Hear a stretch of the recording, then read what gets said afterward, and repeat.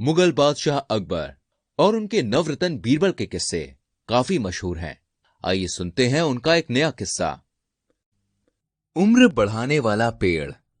तुर्किस्तान में एक समय पर एक बहुत ही शक्तिशाली बादशाह का राज था। उनको अपनी बढ़ती उम्र से काफी परेशानी थी और वो हर समय अपनी आयु लंबी करने की चाह में रहते थे। एक दिन दरबार में भारतवर्ष की बात हो रही थी तो किसी मंत्री ने बताया कि उन्होंने सुना है कि भारतवर्ष में एक ऐसा पेड़ है जिसके पत्ते खाने से आयु लंबी हो जाती है। ये सुनते ही बादशाह ने अपने दूत को पत्र देकर सिपाहियों के साथ अकबर के दरबार के लिए भेज दिया। पत्र में उन्होंने सीधे सीधे अकबर से कहा, अकबर शाह, मुझे सुनने में आया है कि आपके भारतवर्ष में ऐसा कोई पेड़ पैदा होता है जिसके पत्ते खाने से मनुष्य की आयु बढ़ जाती है। यदि ये बात सच्ची है तो मेरे लिए उस पेड़ के थोड़े पत्ते अवश्य भिजवाएं। वही जब ये पत्र अकबर बादशाह को मिला तो वो उसे पढ़कर विचार मग्न हो गए। फिर कुछ देर तक बीरबल से राय मशवरा करके उन्होंने सिपाहियों सहित उस दूत को कैद करके एक किले में बंद करवा दिया। इस प्रकार कैद हुए उनको कई दिन बीत गए तो बादशाह अकबर बीरबल को लेकर उन कैदियों को देखने गए।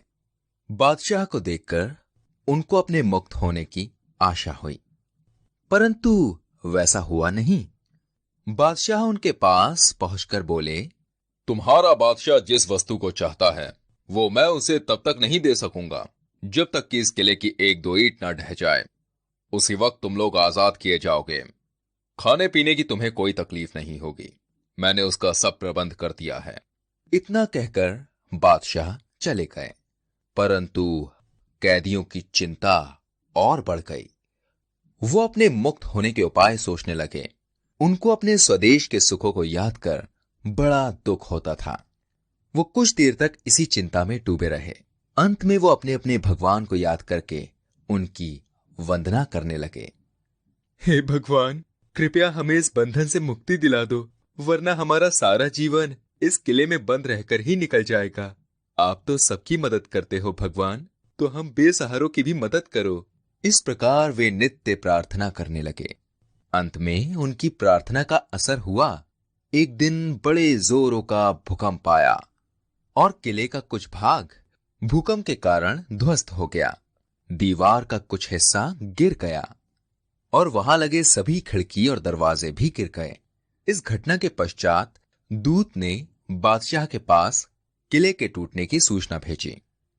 बादशाह को अपनी कही बात याद थी, इसलिए उन्होंने दूत को उसके साथियों सहित दरबार में बुलाकर बोले, आपको अपने बादशाह का प्रश्न तो याद ही होगा और अब उसका उत्तर भी तुमने समझ लिया है।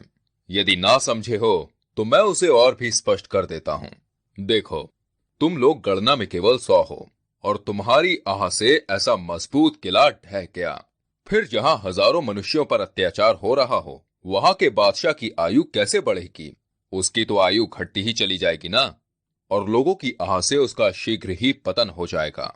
हमारे राज्य में अत्याचार नहीं होता। गरीब प्रजा पर अत्याचार ना करना और भली भांति पोषण करना ही आयुवर्धक वृक्ष है।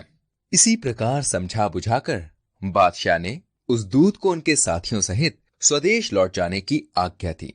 दूत ने तुर्किस्तान में पहुंचकर यहाँ की सारी बातें अपने बादशाह को समझाई।